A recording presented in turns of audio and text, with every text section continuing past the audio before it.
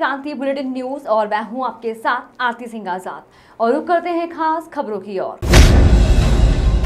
रुड़की की civil line कोतवाली क्षेत्र के कान्हापुर में 2 दिन पहले हुए 2 पक्षों के बीच गोलीकांड में पुलिस ने 3 फरार आरोपियों में से एक को गिरफ्तार कर लिया है। गिरफ्तार किए गए आरोपी का नाम विरासत पुत्र इलियास निवासी कान्हापुर बताया गया है, जिसके पास से पुलिस ने 2 जिंदा कारतूस व एक तमंचा भी बरामद किया है। आपको बता दें कि कोतवाली क्षेत्र के कान्हापुर में 2 पक्षों के बीच खेत में विवाद हो गया था। विवाद के दौरान फायरिंग भी की गई थी, साथ ही तमंचे भी लहराए गए थे। पूरी घटना का वीडियो भी सोशल मीडिया पर वायरल हुआ था। वहीं पुलिस ने 3 आरोपियों को नामजद कर मुकदमा दर्ज किया था। एसपी देहात स्वप्न किशोर सिंह ने बताया कि पुलिस को सूचना प्राप्त हुई थी कि गोलीकांड से संबंधित एक आरोपी भागने की फिराक में है, जिस पर कार्रवाई करते हुए पुलिस ने मुखबिर की सूचना पर आरोपी सोलानी पार्क के पास से गिरफ्तार कर लिया है। पुलिस ने बताया कि इस मामले में अभी और 2 नामजद आरोपी फरार हैं, जिन्हें जल्द ही गिरफ्तार कर लिया जाएगा। कान्हापुर में हुए घटनाक्रम के संबंध में आज एक अभियुक्त विशारद की गिरफ्तारी की गई है और उससे एक अवैध तमंचा बरामद किया गया है, जिस संबंध में शस्त्र अधिनियम का अभियोग अलग से पंजीकृत किया गया है। सर, इसमें कितने लोग कितने और गिरफ्तारी बाकी? अभी इस संबंध में अन्य जो भी वांछित अभियुक्त हैं उन सभी की गिरफ्तारी के लिए प्रयास जारी है। सर, किस तरीके से मामले किसमें गिरफ्तार किया, क्या क्या उनसे बरामद हुआ है? इसमें एक भूमि संबंधी विवाद में एक पक्ष के द्वारा अवैध अस्त्रों का प्रयोग किया गया था। इसी आधार पर अभियोग पंजीकृत किया गया था, अंतर्गत धारा 307 IPC 323 504 506, और आज उसी संबंध में इस अभियुक्त विशारद की गिरफ्तारी की गई है। साथ ही अन्य अभियुक्तों की गिरफ्तारी हेतु प्रयास जारी है। मुख्यमंत्री श्री पुष्कर सिंह धामी ने शनिवार को सचिवालय में उत्तराखंड पुलिस ऐप के अंतर्गत सरकारी एवं गैर सरकारी कार्यालयों संस्थानों में कार्यरत महिलाओं के लिए स्व रजिस्ट्रेशन सुविधा का शुभारंभ किया। किसी भी कार्यालय में कार्यरत महिलाएं उत्तराखंड पुलिस ऐप में दिए गए विकल्प गौरा शक्ति से अपना रजिस्ट्रेशन कर सकती हैं। मुख्यमंत्री ने कहा कि महिला सुरक्षा एवं सशक्तिकरण के दृष्टिगत सरकारी एवं गैर सरकारी कार्यालयों में कामकाजी महिलाओं को इस ऐप में रजिस्ट्रेशन के लिए प्रेरित किया जाए। इसका व्यापक स्तर पर प्रचार एवं प्रसार भी किया जाए। सभी जनपदों में इसके लिए संगोष्ठियों एवं अन्य माध्यमों से प्रचारित किया जाए। मुख्यमंत्री ने निर्देश दिए कि गौरा शक्ति के तहत प्राप्त होने वाली शिकायतों पर संबंधित थानों से त्वरित कार्रवाई की जाए। उच्च स्तर से कृत कार्रवाई की नियमित निगरानी रखी जाए। इसमें किसी भी प्रकार की शिथिलता न बरती जाए। मुख्यमंत्री ने आशा व्यक्त की कि महिलाओं के स्व रजिस्ट्रेशन की यह सुविधा प्रधानमंत्री श्री नरेंद्र मोदी जी द्वारा महिला सुरक्षा के लिए बेहतर इकोसिस्टम विकसित करने के विजन के अनुरूप कामकाजी महिलाओं में सुरक्षा की भावना बढ़ाने में सहायक सिद्ध होगा। बेशकीमती जमीन के मालिकाना हक को लेकर 2 पक्षों के विवाद में रुड़की तहसील प्रशासन की टीम मौके पर पहुंची, जहां जमीन से संबंधित कागजात की जांच पड़ताल की गई। दोनों पक्षों को अपने अपने कागज लेकर उच्च अधिकारियों के समक्ष पेश करने की बात कही गई थी। दरअसल रुड़की के मलकपुर चुंगी स्थित सड़क किनारे बेशकीमती जमीन को लेकर 2 पक्ष मालिकाना हक का दावा कर रहे हैं।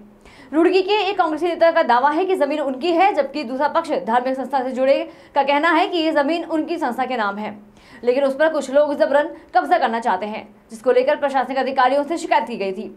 शिकायत पर रुड़की तहसील की टीम मौके पर पहुंची और दोनों पक्षों की बात सुनी, साथ ही मौका मुआयना भी किया। दोनों पक्षों को जमीन से संबंधित कागजात उच्च अधिकारियों के समक्ष पेश करने की बात कही गई। रुड़की अपर तहसीलदार दयानंद का कहना है कि दोनों पक्षों को जमीन से संबंधित कागजात उच्च अधिकारियों के समक्ष पेश करने की बात कही गई है। कागजात दिखने के बाद ही निर्णय लिया जाएगा। लाल पुत्र प्यारे लाल निवासी RP mission compound 3 civil line Roorkee तहसील रुड़की जिला हरिद्वार का प्रार्थना पत्र था। तो इसमें एक परवेज भी हैं और एक साहिल है। इनके प्रार्थना पत्र पे ये मलकपुर के खतरा नंबर 254 55 56 इसकी पैमाइश के लिए आए थे। इनमें दूसरे पक्ष जो यहाँ पे हैं उन्होंने एक रजिस्ट्री पेश की, तो दोनों पक्षों के कागज़ लेके विधिक राय लेने के बाद क्या होगा तब आगे कार्रवाई। तो एक नकल खतौनी पेश कर रहे हैं कि इसमें हमारा नाम है, वो एक फेल डीड दिखा रहे हैं। आगे क्या होगा देखेंगे, परीक्षण करेंगे अभिलेखों का, उसके बाद कोई कार्रवाई होगी। जांच के बाद यानी जांच के इसकी जमीन इसको दे दिया जाएगा। ठीक है, तो नाम है जी, हम क्या देने वाले। हमारा ऐसा कोई विवाद नहीं है। ये हमारी 1898 से ये CN SPD मिशन के नाम से ये ज़मीन खरीदी गई थी और इसमें हमारे भी जो खतौनी करंट की हमने निकलवाई है उसमें हमारा 254/1 254/55/1 और 256/1 वो हमारे नाम से खतौनी में हमारी ज़मीन आती है, तो हमने तहसीलदार साहब के, रेजिडेंट साहब के यहाँ दरख्वास्त दी है कि हमारी ज़मीन की पैमाइश कराई जाए। तो हमने दरख्वास्त दे दी है, कागज़ों के हिसाब से उन्होंने दूसरी पार्टी जो है मौके पे है उनको भी बुलवाया, दोनों से पेपर मंगवाए, वो चेक करेंगे, आगे अंतिम कार्रवाई हो। में लगभग 17 बीघे ज़मीन है। खबर हरिद्वार से है, जहां पर हरिद्वार के वरिष्ठ पुलिस अधीक्षक अजय सिंह ने कार्यभार संभालते ही अधिकारियों के साथ मीटिंग का दौर जारी है और साथ ही अपनी कार्य करने की दिशा और गति को स्पष्ट कर दिया है। उन्होंने कहा कि समय के साथ साथ अपराध के तरीकों में परिवर्तन हुआ है। जिस तरीके से संगठित तौर पर और साइबर क्राइम के साथ साथ नशा अपने पैर धीरे धीरे पसारता जा रहा है, हम सब के लिए यह चुनौती है और हम इस चुनौतियों से निपटने के लिए तैयार हैं। हमारे पास कुशल टीम है जिसको और अच्छा बनाने का प्रयास कर रहे हैं। देखिए, हर पद की एक चुनौती होती है और समय और परिस्थितियां, जैसे देखा जाए कि शहर हमेशा बदलता रहता है, वहाँ की परिस्थितियां बदलती रहती है। जैसे यहाँ भी आपने देखा होगा, क्राइम और लॉ एंड ऑर्डर और परिस्थितियां हमेशा चेंज होती रहती हैं। तो इसी को देखते हुए एक नई चुनौती है, चूंकि जो पूर्व की व्यवस्थाएं थी और जो आज की व्यवस्था है उनमें काफ़ी अंतर है। आज की देश विदेश से तीर्थयात्री यहाँ पर आते हैं। इसी तरह अपराध को भी देखा जाए, उसके भी तरीके बदल गए हैं। जो संगठित रूप में कहीं कहीं अपराध ने जड़ें अपनी फैला ली हैं। खासकर देखा जाए तो नशे का जो हर क्षेत्रों में पांव पसार रहा है। साइबर अपराध भी एक चुनौती बन के उभरा है, जो नई चुनौती के रूप में विगत सालों से आई है। तो हर परिस्थितियों को हम फेस करने के लिए तैयार हैं और अपनी कुशल टीम जो हमारी यहाँ पहले से कार्यरत है उसको और भी हम पैना बनाएंगे और भी उसको दक्ष बनाएंगे, जिससे कि अच्छे से अच्छे हम यहाँ पर जनता की सेवा कर सकें। सर, अपराधी नई नई कार्यशैली को बनाते हैं, जैसे साइबर क्राइम हो गया, चोरी की नई नई टेक्नोलॉजी अपना रहे हैं, तो पुलिस कितनी सजग है इसमें? देखिए, जैसे जैसे अपराधी भी करते हैं तो साथ साथ पुलिस भी जो है इसमें कहीं ना कहीं इसको ट्रेनिंग के माध्यम से हम उसको आगे बढ़ाते रहते हैं। और जो हमारा अपना खुद का भी है, हम जब बैठते हैं और डिस्कस करते हैं और इस तरह के नए अपराधी नए तरीकों को ईजाद करते हैं, तो पुलिस भी अपनी रणनीति को उसी तरह से करती है और उनको पकड़ने में कामयाब होती है। तो मैं भी कोशिश करूंगा कि जो भी यहाँ पर संगठित अपराध चल रहा है या इस तरह की जो सूचनाएं आ रही है कहीं से, उस पर कड़ी से कड़ी कार्रवाई हो। ये जो भूमाफिया है, चाहे वो गौ तस्कर हो, चाहे वो अवैध कच्ची शराब बनाने वाले हो, हर तरह के जो समाज में नशा फैलाने की कोशिश कर रहे हैं या समाज में कहीं ना कहीं जो है डर पैदा करते हैं, उन सब पे शिकंजा कड़ा से कड़ा कसा जाए।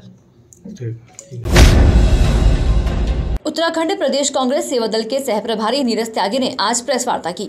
उन्होंने बताया कि 14 नवंबर से 19 नवंबर तक कांग्रेस नरेंद्रनगर विधानसभा सीट अंतर्गत कई कार्यक्रम आयोजित करने जा रही है, जिसमें 14 नवंबर को पंडित जवाहरलाल नेहरू की जयंती पर गोष्ठी का आयोजन होगा, जबकि 15 नवंबर को अंकिता भंडारी और किरण मामले में कांग्रेस हस्ताक्षर अभियान चलाएगी। 16 नवंबर को पूरे विधानसभा क्षेत्र में तिरंगा रैली निकालकर कांग्रेसी लोगों को कांग्रेस की उपलब्धियां और भाजपा के नाकामियों को गिनाने का काम करेंगे। 19 नवंबर को पूर्व प्रधानमंत्री इंदिरा गांधी की जयंती पर तिरंगा रैली का समापन होगा। कांग्रेस सह प्रभारी नीरज त्यागी ने सभी कांग्रेसियों से कार्यक्रम को सफल बनाने की अपील की है। माननीय करण मेहरा जी ने देवप्रयाग जिले की मुझे जिम्मेदारी दी है। 14 तारीख से 19 नवंबर तक नेहरू जी की जयंती से और श्रीमती इंदिरा गांधी जी की जयंती तक हमने भारत जोड़ो यात्रा को ध्यान में रखते हुए राहुल जी के निर्देशन और समर्थन में हम इस प्रदेश में कार्यक्रम चलाएंगे 6 दिन के लिए। और उसमें सर्वप्रथम 14 तारीख को नेहरू जी की जब जयंती है, उस दिन नेहरू जी के बारे में हम गोष्ठी करेंगे। नेहरू जी की जो विचारधारा थी, नेहरू जी के जो कार्य थे, जो उपलब्धियां थी इस देश के प्रति, उन्हें अपने कार्यकर्ताओं को बताएंगे और कार्यकर्ता हमारे घर घर जाके नेहरू जी की उपलब्धियों को बताने का कार्य करेंगे। 15 तारीख को बहन अंकिता भंडारी और किरण नेगी के साथ जिस तरह का व्यवहार हुआ है, उनको मांग भंग करने का कार्य किया गया उनका, उसके लिए हम एक हस्ताक्षर अभियान चलाएंगे और लोगों को बताएंगे कि इस प्रदेश को, जो प्रदेश देवभूमि के नाम से और गंगा यमुना के नाम से और 4 धाम के नाम से जाना जाता है, उसको ऐसे पर्यटन में तब्दील ना करें कि जिससे हमारे प्रदेश का नाम खराब हो। उसका हम विरोध करेंगे। उसके बाद नरेंद्र नगर, देवप्रयाग, कीर्तिनगर, गजा, वहाँ पे हम तिरंगा यात्रा निकालेंगे और इन्हीं मुद्दों की चर्चा हम लगातार करते रहेंगे। 19 तारीख को जब समापन होगा इंदिरा गांधी जी की जयंती के अवसर पर, वहाँ पे हम उनको श्रद्धांजलि अर्पित करेंगे और गंगा जी की आरती के बाद इस यात्रा के दूसरे चरण। फिलहाल इतना ही। खबरों में लगातार बने रहने के लिए देखते रहें क्रांति बुलेटिन न्यूज। नमस्कार।